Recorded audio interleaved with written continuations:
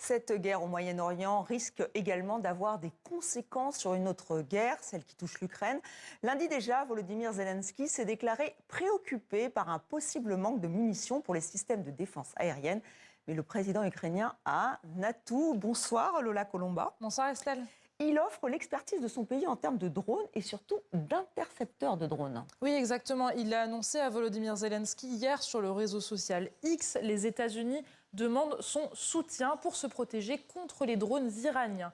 Et ce matin, Kiev annonce l'envoi sur place de militaires spécialistes de cet armement. Il faut dire que l'Ukraine est particulièrement bien placée pour en parler, puisque depuis 4 ans, la Russie bombarde son territoire quasiment chaque nuit à l'aide de drones Shahed de conception iranienne, les mêmes armes qui sont aujourd'hui utilisées par Téhéran pour frapper les forces israélo-américaines et les pays du Golfe. Alors ces dernières années, pour assurer sa protection, l'Ukraine a développé une gamme d'intercepteurs anti-Shahed conçus pour détruire ces drones en vol. Vous les voyez à l'écran, hein.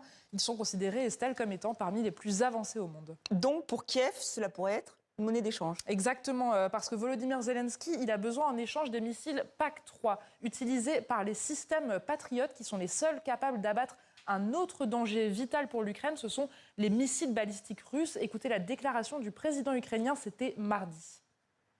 Ils ont des missiles PAC-3 et nous en manquons. Alors s'ils nous donnent des missiles PAC-3, nous leur donnerons des intercepteurs. C'est un échange équitable. Voilà, et à noter que ce sujet ne concerne pas que les États-Unis, puisque jeudi, la chef de la diplomatie européenne a insisté sur le fait que les capacités de défense aérienne étaient limitées et que, je cite, tout le monde en avait besoin. Elle a appelé les pays de l'Union européenne à faire plus en matière de production de drones et d'intercepteurs. Merci pour cet éclairage, Lola.